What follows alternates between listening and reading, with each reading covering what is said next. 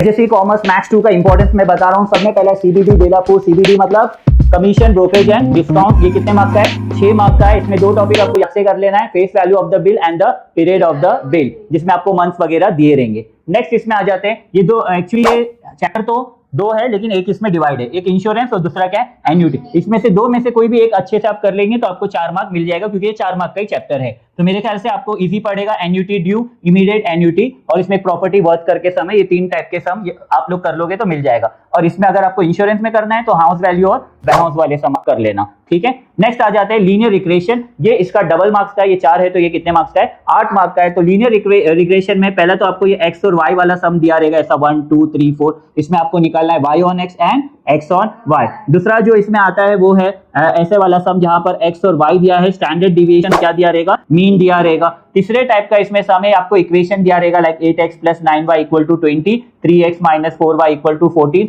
यहां पर भी आपको r का वैल्यू निकालना है, जैसे कि r का वैल्यू होता है √of by on x and bx on y। ये 3 टाइप आप कर लोगे तो होपफुली आपको 8 मार्क्स मिल जाएंगे। नेक्स्ट यहाँ पर आ जाते हैं टाइम सीरीज में। टाइम सीरीज में मूविंग एवरेज में इंपॉर्टेंट है 3 yearly, 4 yearly and 5 yearly. 3 yearly में आपको एक ब्रैकेट। फिर नेक्स्ट है least square method, trend value by the least square. Least square में भी 2 होते हैं, एक इवन होता है और एक ऑड होता है। तो ये वाले सम कर लेंगे तो इसमें से तो एक सम आएगा ही, मूविंग एवरेज 4 मार्क के लिए या और ये 3 मार्क के लिए। मेन इंपॉर्टेंट है लैस्प्रे, पैशे, डॉर्बिश, बाउले एंड फिशर। उसके बाद इसमें 2 अलग भी आते हैं, मार्शल एजवर्थ भी आता है और वॉल्स प्राइस इंडेक्स नंबर भी आता है, तो ये भी आपको कर लेना है। नेक्स्ट इसमें आ जाता है cost of living index, CLI, जिसमें आपको एक्स का वैल्यू कभी निकालने बोलेगा, या फिर इसका जो फॉर्मूला है sigma IW upon sigma W, और इसमें याद रखो इनटू 100 नहीं आता। थर्ड वाला जो इसमें आप कर सकते हो वो है रियल इनकम वाला एक सम है कि LPP में पहला आपको आ जाएगा formation of LP। Formation of LP क्या होता है? A company produces the bat and ball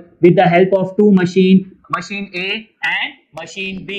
तो यहाँ पर आप ऐसा उसको कुछ बना देते हो, machine A then machine B, bat को आप ले लेते हो X और बॉल को आप ले लेते हो Y। और इसके बाद सेकंड इसमें होता है ग्राफिकल मेथड। अगर ये लेस देन है तो अंदर की तरफ स्केच होता है और ग्रेटर देन है तो बाहर की। You can check out the wrong video in our channel of tutorials. Okay? तो इसमें आप LPP by अशरफ सर मारोगे तो आपको वो वीडियो आ जाएगा। नेक्स्ट आते हैं assignment problem, very very important chapter and ये सब में easy chapter and important chapter. इसमें आपको पहला करना है मिनिमाइजेशन, दूसरा करना है आपको मैक्सिमाइजेशन, तीसरा इसमें अनबैलेंस भी होता है वो भी कर लेना है, और चौथा इसमें ऐसा डैश वाला रहता है, डैश को आप M से रिप्लेस कर सकते हो। ये हो गया असाइनमेंट प्रॉब्लम। नेक्स्ट तो इसमें आ जाता है जॉब सीक्वेंस। जॉब सीक्वेंस में आपको पता है 2 मशीन सम होता है ना, याद है सबको? 2 मशीन सम। तो उसमें लेफ्ट मोस्ट हम लोग को जो है ये निकालना पड़ता है, ऑर्डर निकालना पड़ता है, राइट। तो जो 3 मशीन को पहले आपको 2 में कन्वर्ट करना पड़ेगा। मशीन G लोगे A + B और मशीन H लोगे B + C, ठीक है। तो ये तो बहुत ही इंपॉर्टेंट चैप्टर है, ये तो करके ही जाना है आपको।